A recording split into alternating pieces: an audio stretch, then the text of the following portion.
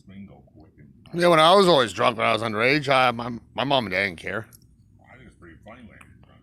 Like that, you're kind of like, you're like, oh shit, where are we going now? Oh, it's like, oh, I didn't remember. I just sat and I didn't really do much. You know, just enjoyed it. And plus, my mom's beer stash. Anyways, I was finding that and drinking it. She did that shit there too. Hid it from my dad. First time I think I had some What? alcohol is when My first time when I was like 5.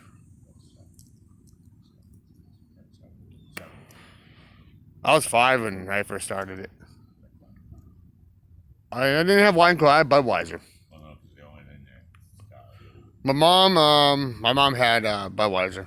Lily Group had, they would be pounding down his 30 rack of beer and then getting another one. Davey?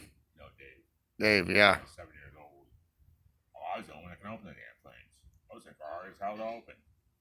Over the years, I had beer, and When I'll snap. my first cigarette I tried when I was in Runlet. Although I did like the colors. George didn't do it, but Frank and I did. I stole my mom's cigarettes. Then I tried. I think I did one in elementary too. I stole my mom's, one of them. Yep. And even here in Royal, I did. But you and I did when I was real young. Remember that? Because I bought them. And then a couple of times I went to the store. At the time, you can legally buy them. And Boxing sitting outside. that's where most of the kids went into Royal for their parents. When they lived here, they went to buy their parents cigarettes, and they used to open them up and smoke them, and the parents didn't care. That's the good old days. Some parents used to get really mad because that's all the money they had before payday, and then that's the last cigarettes they can get. They had to go. They got tired of bumming off people, and people got tired of that. So that's when they got in trouble. The 90s winter, I remember that. I went to. Mom wanted me to go out there. Take this fucking note. And buy cigarettes. And give it to the clerk. Over here at 7-Eleven, you didn't need a note. Well, no, because it was, this is my brand. So we did. So I did. I went to the clerk. Oh, make sure they give you the right band. And my fucking change to it. Oh yeah, they were sending a note because the certain brands, yeah. Because you just tell them buy a pack of cigarettes, the kids, They don't want their kids to buy some bullshit, like some stupid ones, some candy or some bullshit. yeah. Or buy the wrong cigarettes. I seen that go off around here, dude. You never hear the end of it. Well, that's not my fucking brand. Blah. Yep. I like to buy the other brand that buy this Marlboro Reds. And at the time, Marlboro Reds weren't small; they were freaking Long. size. They were the good kind. Yeah, when I started buying them, they're the normal one, not the short shit now. We were this little small shit. It looks like a dinky fucking little toothpick. Yeah. It's like the size about what the candy cigarettes look like. Yeah. That's exactly what. And they're thin. And you end up smoking through the whole pack. It doesn't even feel like it's the old brand. Lucky, remember there was the little candy cigarettes? Yeah. Tried knocking off Lucky. You know the small cigarettes? The small ones that we just bought? I bought, those taste like original Marlboro Red. And they're long like them, but they're smaller. They're weird. Pretty good. Those ones that we're smoking right now are good. They're not bad. They're good. I like them. Better off than some other brands.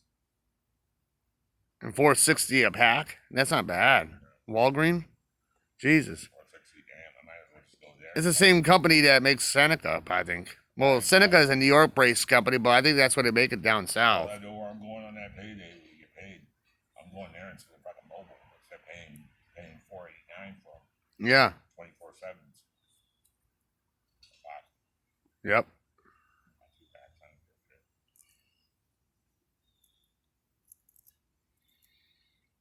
It's a fucking ankle, I tell you. I'm having that checked out. I'm calling tomorrow. This time they can give me a fucking x-ray. Paul says, I'll bring you, yeah. Who cares about COVID shit? If I fucking did something really bad to it again, I'm not gonna let it go for a fourth break in my life, and well, it's already fucked up enough. My mom said it's already been fucked up enough anyways. You got to have surgery and shit. You don't want that. Yeah, I might have to, yeah.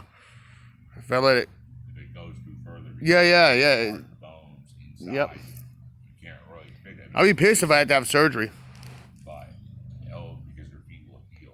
From that first break, that during the COVID crap, I had gotten that checked out and put a cast on where it's supposed to be. But now it's off, and now if it's broken again, you might have to have surgery. I don't know, or it's all messed up. It's deformed. When I had broken 2 pieces, I had operated on. Fuck that shit. I don't want to go through that again. If it is broken, I think could be or not. I'll take care of it. Right. Bullshit. He made it deformed already by worse than it already was.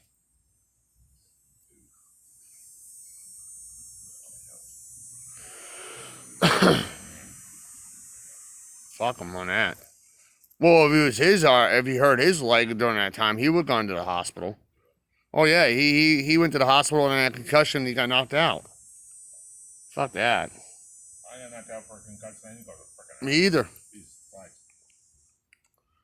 Only time I went to the hospital to get checked out was when someone jumped on my neck at the swimming pool. Well, that's understandable. Yeah. That was severe. That person was like 200 pounds. Jumped on. I was underwater. That's understandable. It was on my neck and a big goose egg on the side of my head. It hit mostly the side of my head and my neck. But I did have a concussion. But the second time I got knocked, all these other head injuries, I didn't get checked out with the teeth in my head. I didn't get that checked out for a year. I went to Ohio like that, back with a big gash in my head, and the teeth stayed in my head. Then I came back here. I got treated.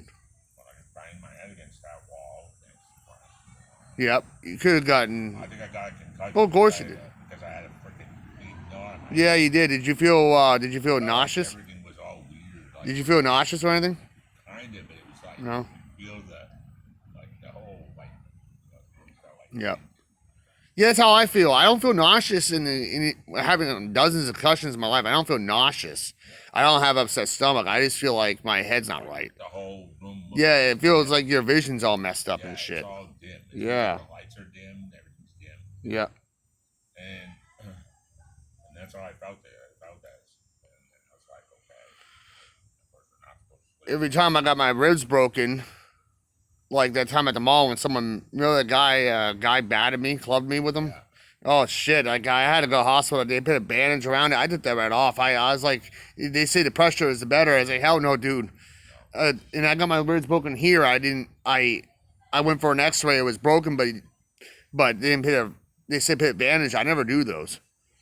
But that no. Well, those type of would be like that. You really can't. No. You really can't do anything with it. No. You say, well, you can do something. No, you can't. Well, good thing with broken ribs, I didn't have collapsed lung. I like when you trouble breathing, I never did. Surprised with the baseball bat, I didn't, but I never had that problem. I just have severe pain. I can't really sleep, and nothing will touch it. Then he said, "Do you feel nauseous?" Oh, well, when I got hit with the baseball bat, I vomited.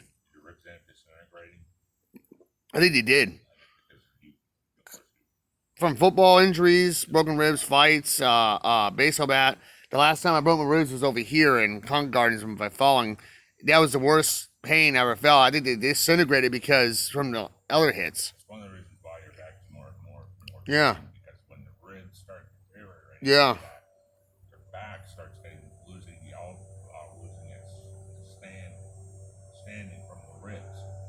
So it's like the Eiffel Tower. Yep. Literally, like this guy, it's low like the Eiffel Tower, but it's going to be the tower. Yep.